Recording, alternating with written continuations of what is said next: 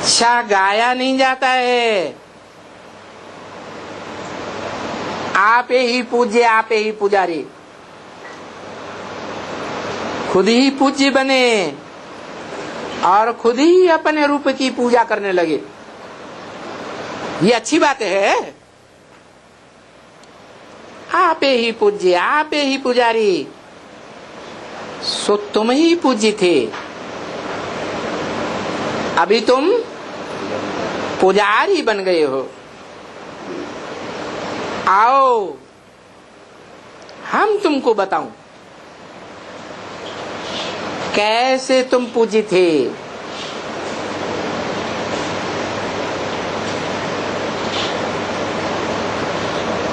कोई भगवान पूज्य से पुजारी थोड़े ही बनता है,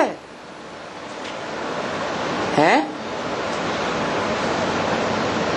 शिवलिंग जिसकी तुम पूजा करते हो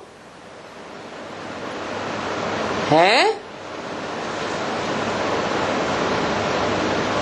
वो किसका रूप है?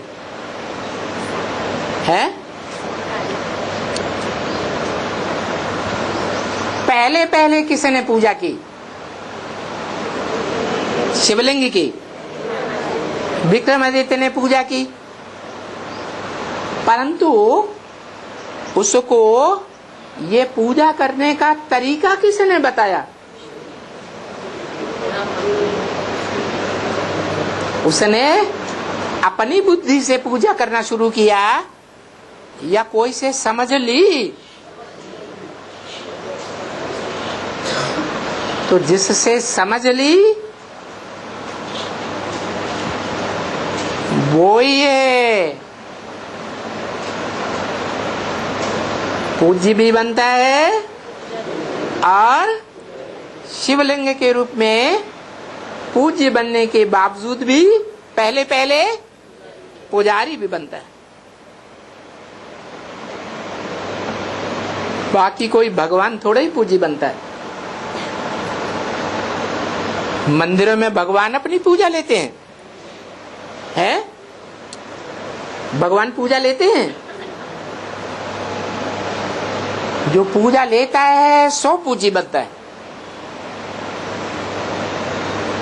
तो शिवलिंग का जो रूप दिखाया है, मूर्ति दिखाई है, वो कौन सी आत्मा का यादगार है? अरे इतना समझाने के बाद भी नहीं समझ में आया है।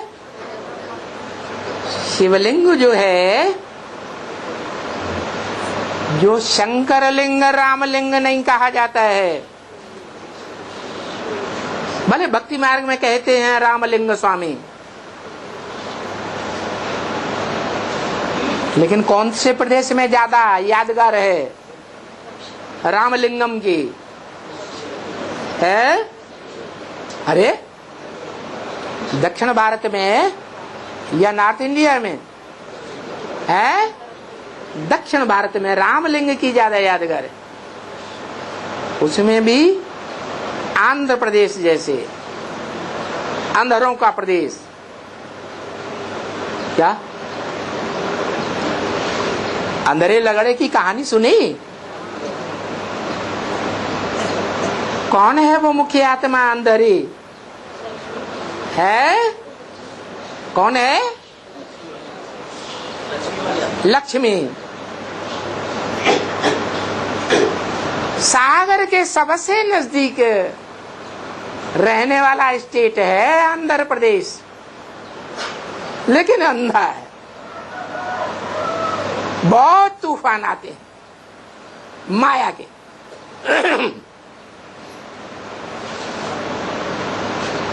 तो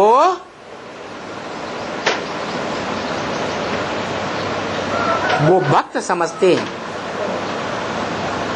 कि रामलिंग भगवान है, रामलिंगम के मंदिर बनाए हैं, भक्तों ने बनाए या ज्ञानी ने बनाए है? आंध्र प्रदेश को कोई भक्तों नहीं बनाए होंगे, अंदरों ने। बाकी कोई रामलिंगम भगवान नहीं होता है। माना जो शिवलिंग के रूप में दिखाया गया है, जो पुरुषार्थ करके शिव समान बनता है, निराकारी स्टेज धारण करने वाला, इंद्रिय जीत बनता है, वो बनने वाली आत्मा कोई भगवान नहीं है। भगवान बनाने वाला है या बनने वाला है? तो कौन है भगवान?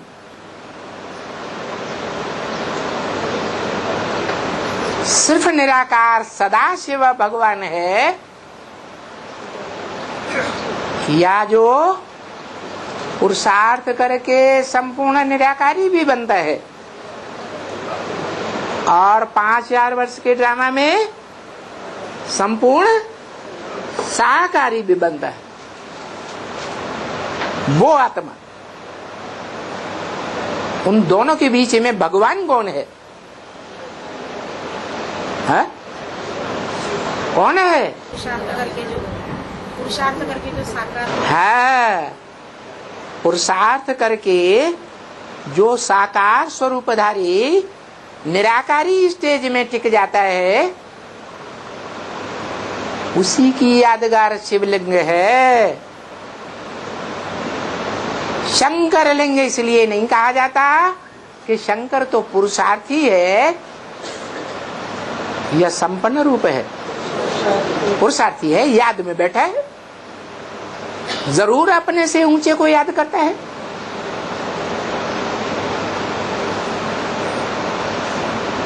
तो उसका परिचय देना है त्रिमूर्ति के चित्र में। भगवान तो सदैव एक रस है। क्या कहा? जो भगवान कही जाने वाली आत्मा है, वो सदा किस रूप में है? सदा शिव है, या कभी कल्याणकारी कभी अकल्याणकारी भी बनती है? सदा शिव है, सदा एक रस है।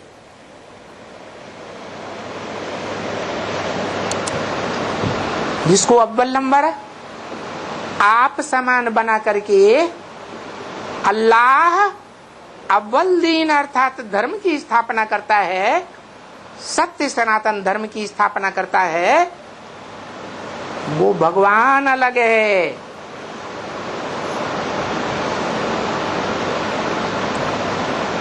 जो सदैव आत्मिक रूप में है, सदा शिव है। हाँ, वो जिसमें प्रवेश करता है,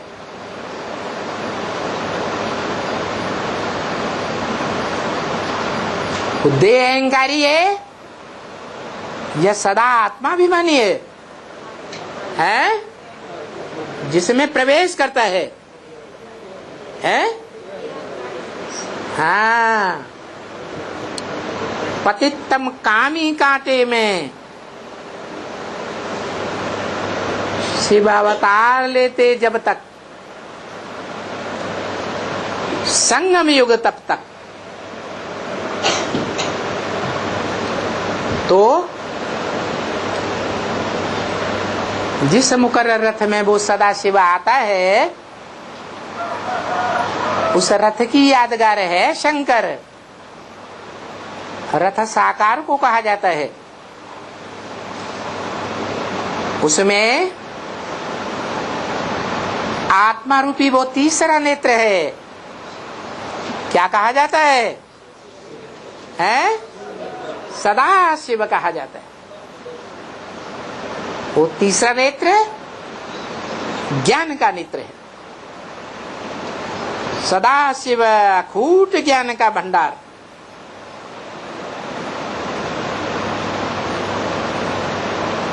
आज भी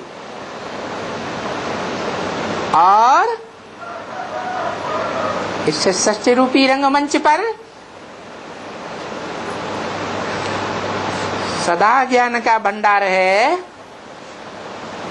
या खूटने वाला है?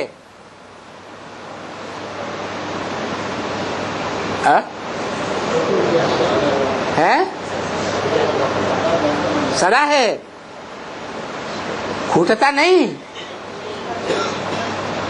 पतितम कामी कांटा नहीं बनता है? बनता है तो अखूट कहाँ हुआ? आत्मा भगवान की एक होगी या दो आत्माएं होंगी? है एक ही आत्मा होगी। तो वो ऊंचे ते ऊंचे भगवंत है तो एक ही, लेकिन वो एक, उसकी मान्यता संसार में तब होती है जब प्रूफ और प्रमाण दे। क्या प्रूफ और प्रमाण है? क्या प्रूफ दे? वो देवताओं की तरह सिर्फ पवित्र है या परम पवित्र है?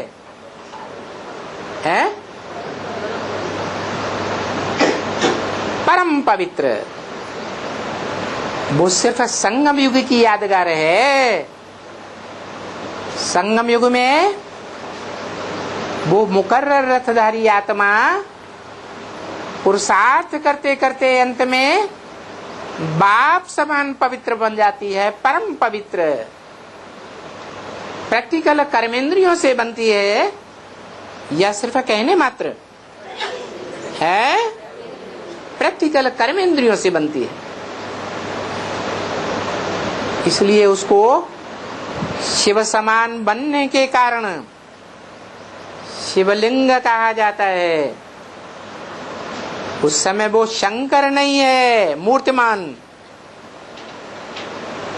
शंकर की मूर्ति शिव के मंदिरों में देवताओं के बीच में रखी जाती है, और शिवलिंग है, शिवलिंग मुख्य स्थान पर बीच में रखा हुआ है बाप के रूप में। परिवार में सर्वोपरि सत्ता किसकी होती है? बाप की होती है। तो शिव का परिवार है शिवालय। कैसा आलय? शिवालय, जहां सब एक की मान्यता करते हैं। वो एक जिसकी मान्यता करते हैं, मान्यता करने वाले इब्राहिम, बुद्ध, क्राइस्ट या उनके फॉलोअर्स की तरह एक निराकार आत्मा को मानने वाले हैं या साकार में निराकार को मानने वाले हैं?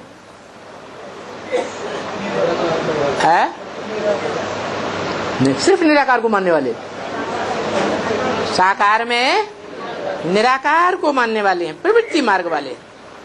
उनकी याद भी प्रवृत्ति मार्ग की है, निवृत्ति मार्ग की याद नहीं।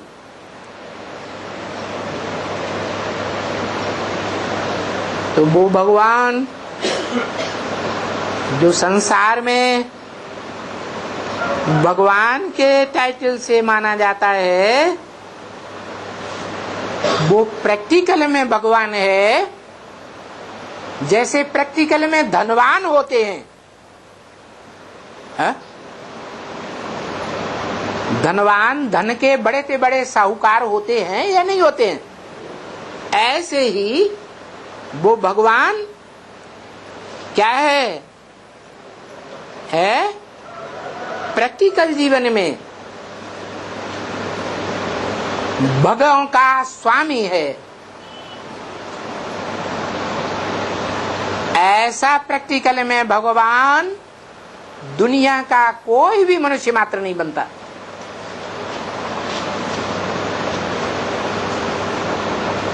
सौ के ऊपर कंट्रोल करेगा, 200 के ऊपर कंट्रोल करेगा। 200-250 करोड़ मनुष्य आत्मा है। क्राइस्ट वाली आत्मा को अपना भगवान मान लेती है, लेकिन बेहद का बाप है क्राइस्ट। हद में है या बेहद में? हद में है। और भगवान तो बेहद का बाप। तुम सब मेरी सजनियां हो, तुम सब सीताएं हो,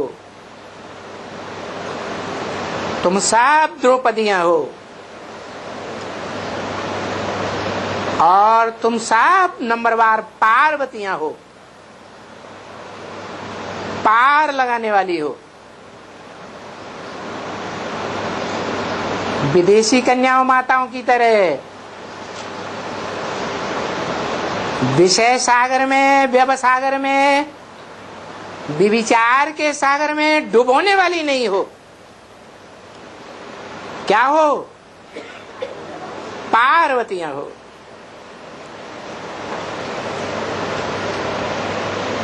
वो भगवान जो एक रस रहता है, वो जन्म मरण में नहीं आता है।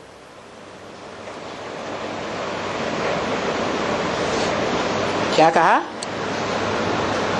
वो भगवान के रूप में भगवान का पार्ट कब बजाता है? सतयुग में, त्रेता में, द्वापर में, कलयुग में। कब? संगम में पार्ट बजाता है।